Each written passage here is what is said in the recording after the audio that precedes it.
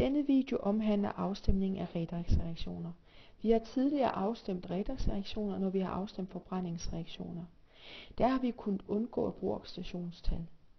Lige så snart vi har en opløsning, så er vi nødt til at bruge oxidationstal. Dette reaktionsskema, som er i en vandig opløsning, og det ser jeg, fordi der står AQ her, har jeg altså en dikromat, en sulfit, en krom 3 og en sulfat. Nu vil jeg prøve at tildele oxidationstal. Når jeg har O bundet til et mindre elektronegativt grundstof, så får O minus 2 i oxidationstal. Nu har jeg 7 oxygen. 7 gange minus 2, det giver minus 14.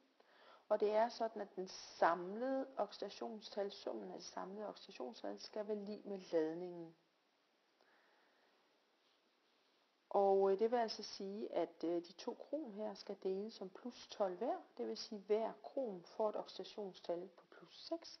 Og jeg skriver så det enkelte krom op heroppe. Jeg har altså plus 6 for krom her.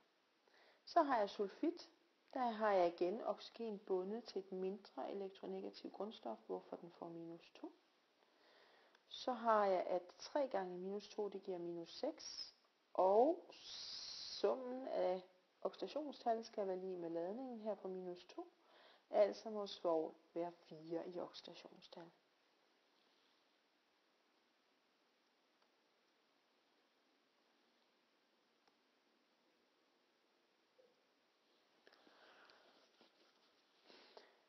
Så har vi krom her. Der er kun et atom, så derfor har det oxidationstallet som ladningen her. Altså på de 3. Så har vi sulfat. Der har vi igen O bundet til et mindre elektronegativt grundstof, altså O får minus 2. Og minus 2 gange 4, det giver minus 8. Det skal give minus 2, altså må svovl have plus 6 i oxidationstal.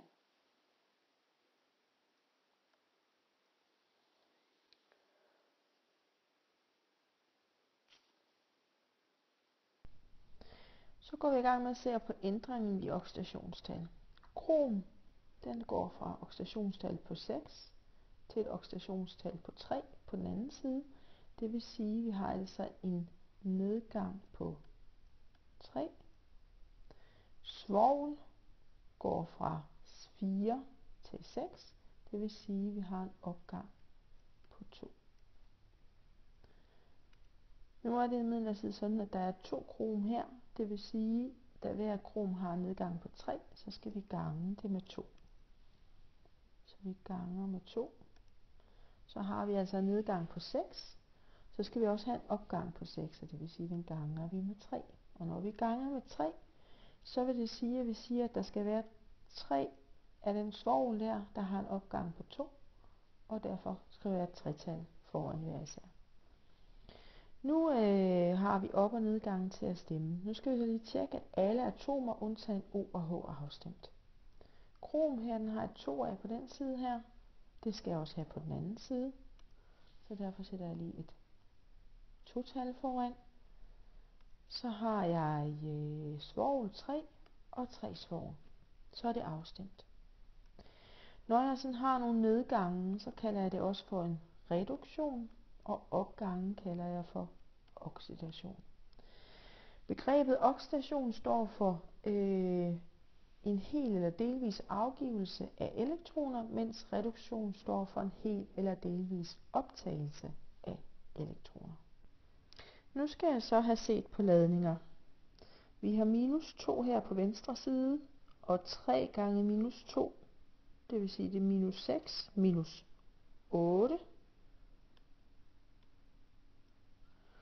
På højre side, der har vi plus 3 gange 2, det er plus 6. Og minus 2 gange 3, det er minus 6, det vil sige, det giver i alt 0. Det vil sige, at jeg har altså en forskel på 8.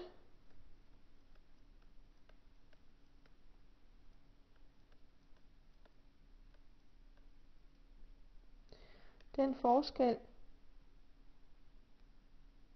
Den skal jeg afstemme med H+, fordi det står heroppe, det er en sur opløsning. Og når jeg læser sur opløsning, så læser jeg, at der står H+ skal der afstemmes med. Og derfor lægger jeg 8 H+ til her.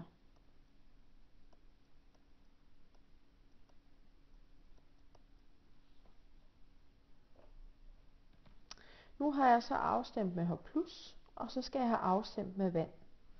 Og jeg har 8 hydrogener herover, og det vil sige, at jeg skal afstemme med 4 vand på den anden side.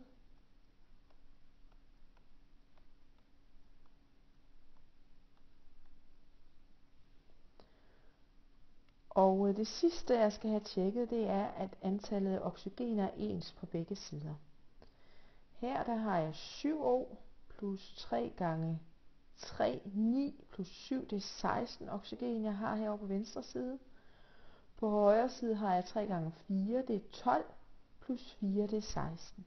Så ved jeg, at nu er min redoxreaktion afstemt rigtigt. Lad os prøve at se på, hvad det var, vi gjorde for at afstemme redoxreaktionen. Vi startede med at tildele oxidationstal, forkortet OT.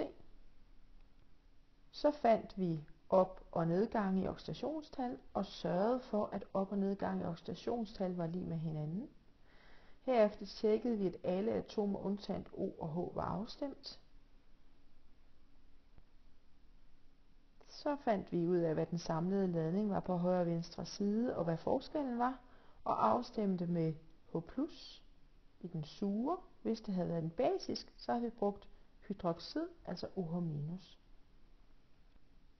Så afstemte vi med vand for at få antallet af hydrogener test. Tjekkede vi, om også O var afstemt. For så ved vi nemlig, at redoxreaktionen er afstemt korrekt.